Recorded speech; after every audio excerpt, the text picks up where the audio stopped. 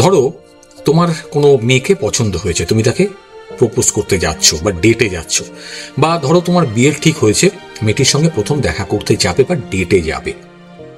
আজকের এই ভিডিওটা তাদের জন্য খুব ইম্পর্টেন্ট, কারণ আজকের ভিডিওতে আমি মেয়েদের এরকম 7টা সাইকোলজিক্যাল ট্রিপস বা ট্রিক্স তোমাদেরকে শেখাবো, যেগুলো ভালো করে শিখলে বা বুঝলে বুঝতে পারবে যে একটা মেয়ের মনে কি করে নিজের জায়গা তৈরি করতে হয়, কিভাবে অ্যাট্রাকটিভ তৈরি করতে হয়, আর কি করলে পরে যে মেয়েরা সহজেই তোমাকে পছন্দ করবে। কাজে রিকোয়েস্ট করো ভিডিওটা শেষ অবধি দেখবে, স্কিপ করবে না।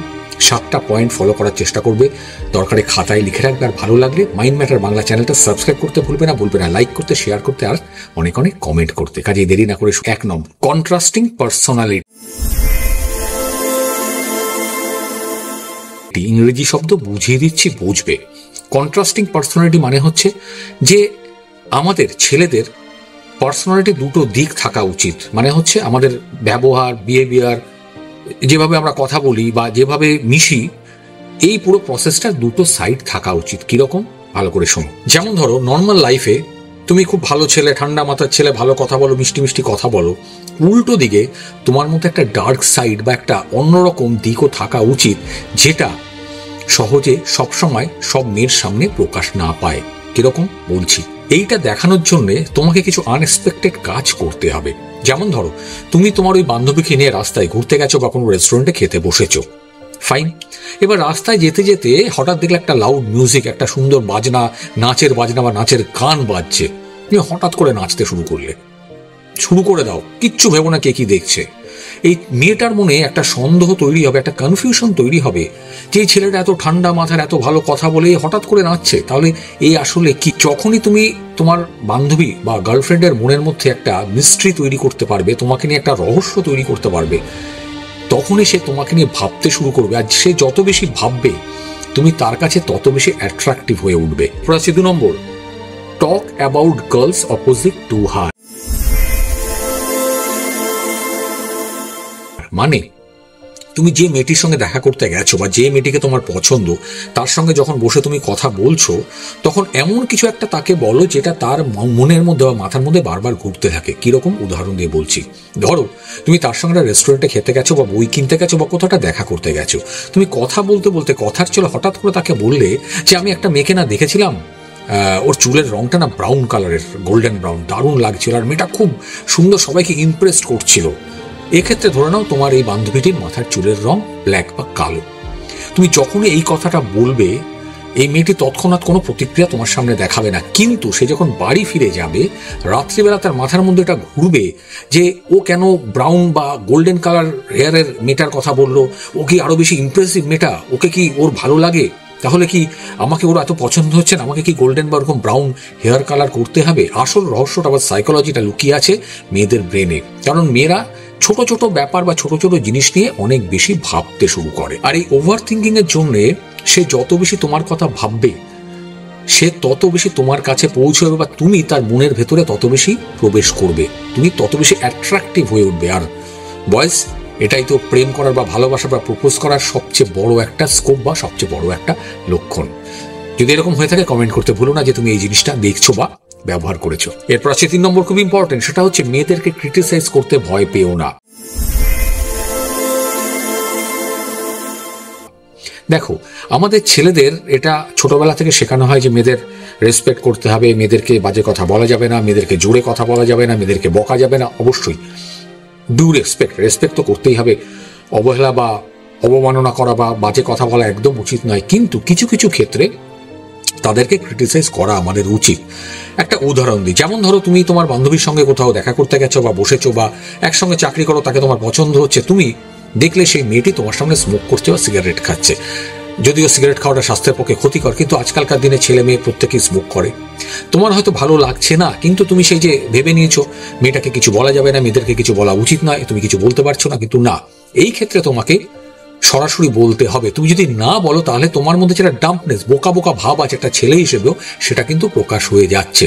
তুমি মেয়েটিকে হয়তো সরাসরি বললে আমার সামনে সিগারেট খাস না বা সিগারেট খেও না, আমার পছন্দ হচ্ছে না, হয়তো সে মেয়েটি তোমাকে প্রথমে ভাববে যে একটা ডাম, বোকা, এ বাজে, কিন্তু পরে সেই মেয়েটি রিয়েলাইজ করবে যে না, এ হয়তো ঠিকই কথা বলেছে, তোমার প্রতি একটা রেসপেক্ট তৈরি হবে। তুমি এই কথাটা বলে তোমার নিজের একটা বাউন্ডারি তার সামনে দেখিয়ে দিয়েছে। আর এতে কি হচ্ছে, তোমার কনফিডেন্স লেভেলটা সে বুঝতে পারছে যে এই মানুষটা যা বলে স্পষ্ট মুখের উপরে বলে এবং তার একটা বাউন্ডারি আছে, সেই বাউন্ডারির ভেতরে কাউকে ঢুকতে দেয় না। কিন্তু একটা কথা মাথায় রাখবে, তার সমস্ত কথায় বা সমস্ত ক্ষেত্রে ক্রিটিসাইজ করতে যাবে না, কারণ সবসময় ক্রিটিসাইজ করাটা কিন্তু ভালো নয় বা ঠিক জায়গায় কাজ হয় না।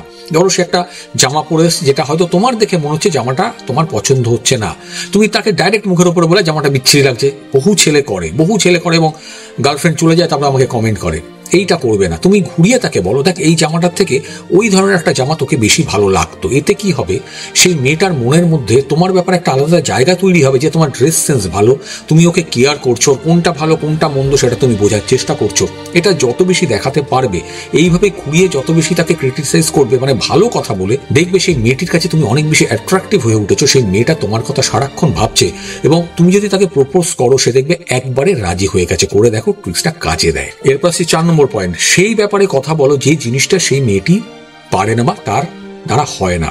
দেখো আমরা বহু মেয়েদের সঙ্গে মিশি, মেয়েরা বলে আমি তো রান্না করতে পারি না, আমি নাচতে পারি না, আমি গাইতে পারি না, আমি গাড়ি চালাতে পারি না, আমি সাঁতার কাটতে পারি, লটস অফ থিংস। একটা কথায় মাথায় রাখবে, হয়তো তোমার বান্ধবীটি তোমার সামনেই কথাটা বললো, তুমি সঙ্গে সঙ্গে 1 2 3 করে তাকে বলে তুই সাঁতার জানিস না, তুই রান্না পারিস না, নো, এটা না বলে কিছুদিন ওয়েট করো। সেকেন্ড টাইম যখন তোমার সঙ্গে তার দেখা হবে তখন তাকে তুমি কথার ছলে বলো যে আমার না এরকম মেয়েকে পছন্দ যে ভালো রান্না করতে পারে, আমি খুব খেতে ভালোবাসি, আমি খুব ফুডি।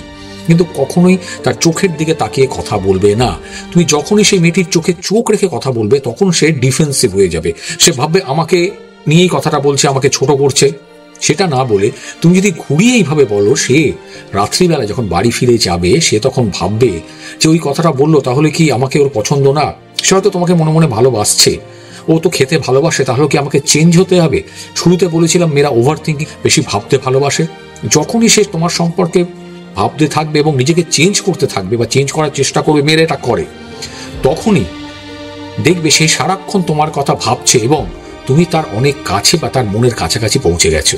সিম্পল কথা বলি, সে যত বেশি তোমার কথা ভাববে তুমি তত বেশি তার হৃদয়ে প্রবেশ করবে। পয়েন্ট 5, তোমার উইকনেস, দুর্বলতা যেটা আছে সেটা সরাসরি ওর সঙ্গে শেয়ার করো। কিরকম, বহু ক্ষেত্রে আমরা দেখি ছেলেরা নিজেদের বাড়াতে গিয়ে, ঘ্যাম বাড়াতে গিয়ে আমি সব পারি, এটা পারি, ওটা পারি, সেটা পারি, কিন্তু আসল সময় আসলে আমরা সেটা করতে পারি না। যখন করতে পারি না তখন আমার ওই সামনের বান্ধবীটি, যে মেয়েটি যে আমাকে নিয়ে গেছে সেই জায়গায়, সে তো ছোট হয়, তার সঙ্গে আমার একটা খারাপ ইমেজ তৈরি হয়। ধরো তুমি তার সঙ্গে একটা পার্টিতে গেছো, সেখানে সবাই নাচছে, তোমাকে তোমার বান্ধবীটি নাচতে বললো, তুমি নাচতে পারো না, আগে বলেছিলে নাচতে পারি, তুমি যদি তাকে এইভাবে বলো আমি নাচতে পারি না কিন্তু ট্রাই করতে পারি না, ট্রাই করাটা আমার কাছে কিরকম একটা লাগে, ঠিক পছন্দ হয়। দেখো এতে তুমি দুটো কাজ করছো, একটা হচ্ছে তোমার কনফিডেন্স লেভেলটা দেখিয়ে দিচ্ছ যে তুমি যেটা পারো না সরাসরি বলে ফেললে। যখন এটা বলে ফেললে তখন তোমার এই কনফিডেন্স লেভেলটা যখন সেই মেয়েটা দেখলো, তার মনের ভেতরে তোমার ব্যাপারে কিন্তু একটা আলাদা জায়গা তৈরি হল। 2, তুমি তার মনের মধ্যে একটা এমপ্যাথি ট্রিগার করছো। কারণ হচ্ছে এমপ্যাথি মেয়েদের মনের একটা সবচেয়ে সফট স্পট, সবচেয়ে দুর্বল জায়গা।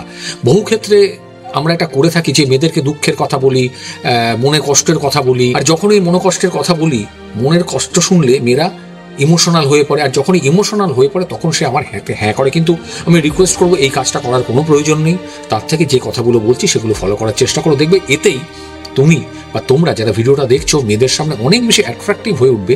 মেয়েরা তোমাকে ছাড়া অন্য কারো পেছনে আর দৌড়বে না।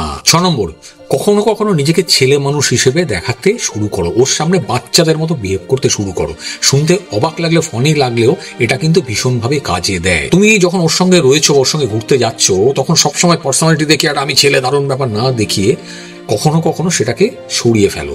ধরো সেই কিছু মজার কথা বলছে বা একটা আইসক্রিম খেতে গিয়ে তার এখান দিয়ে পড়ে গেল, তুমি হাঁ করে হেসে উঠলে, বাচ্চাদের মতো দেখালে। কারণ মেয়েদের একটা সাইকোলজিক্যাল দিক থাকে, মেয়েরা তো মায়ের জাত হয়, মেয়েরা সবসময় তার সন্তানের একটা রূপ আমাদের মধ্যে দেখে, বাবা আর সন্তান। তুমি যদি একটা শিশুর মতো তার সামনে এই রিয়াক্টটা করো বা রিয়াকশনটা দেখাও, তাহলে তার মনের মধ্যে তোমার সম্পর্কে একটা সম্পূর্ণ অন্যরকম ছবি তৈরি হবে। এটা করে দেখো, এটা আমার লাইফেও এসছে, আমি ইউজ করে দেখেছি, এটা কাজে দেয়।